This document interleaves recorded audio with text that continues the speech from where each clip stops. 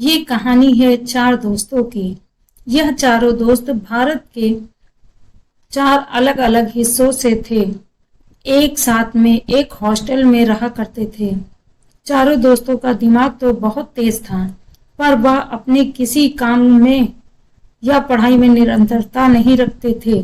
वे लोग किसी भी काम को या पढ़ाई को समय एकदम निकट आने पर ही करते थे। परिणाम स्वरूप उनका कोई भी काम या परीक्षा को अच्छे परिणामों के साथ पूरा नहीं कर पाते।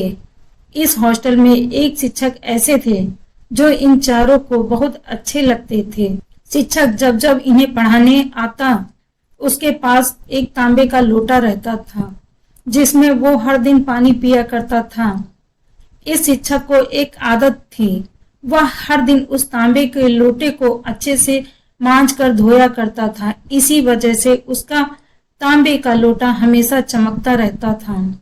एक दिन इस शिक्षक को अपने लोटे को मांजता देखकर इन चारों दोस्तों ने उनसे जाकर पूछा कि गुरुजी, आप यह लोटा हर दिन क्यों मांजते हो? इसे हफ्ते में या महीने में एक बार मांजो तो क्या फर्क पड़ने वाला है? शिक्षक ने उन चारों की बातें सुनकर उनसे कहा, शायद तुम सही कहते हो, मुझे इसे हर दिन नहीं मांजना चाहिए।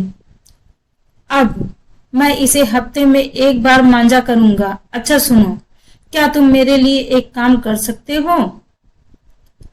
क्या एक हफ्ते के बाद तुम इसे मांज दोगे?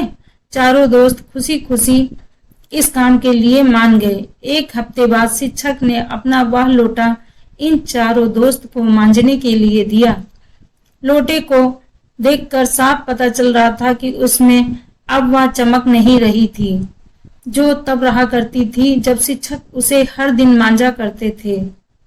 चारों में से एक दोस्त ने लोटे को मांजना शुरू कर दिया। काफी देर तक मांजने के बाद भी उसमें वह चमक नहीं आई जो पहले थी। बाद में एक एक करके बाकी तीनों दोस्तों ने भी इसे मांजा, तब जाकर कहीं वो लोटा चमका। लोटा वापस करते समय सभी चारों दोस्तों ने यह माना कि इसे हर दिन मांजने में ही समझदारी है। ज्यादा दिन हो जाने पर अपनी चमक को खो देता है और जरूरत से ज्यादा इस पर मेहनत करनी पड़ती है।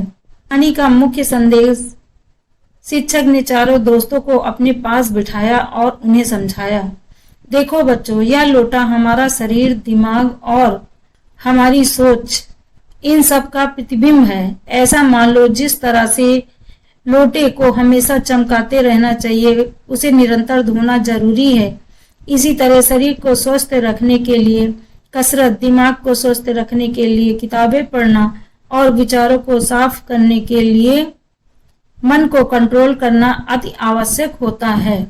सभी चारों दोस्तों को अपने इस शिक्षक की बात पूरी तरह समझ में आ गई और उन्होंने अपने जीवन में सभी काम रेगुलर और समय पर करने शुरू कर दिए। फिर वह कभी किसी काम में या परीक्षा में असफल नहीं हुए। कहानी का सार, दोस्तों, जैसे बूंद बूंद से घड़ा भरता है, वैसे हर दिन निरंतर कोई काम करने, दोहराने से या प्रैक्टिस करने से हम किसी भी विषय, स्किल या कला में इतने निपुण हो जाते हैं कि फिर उसमें हमें कोई हरा नहीं सकता है। इसलिए दोस्तों, हमें हर काम में नियमितता बनाए रखनी चाहिए।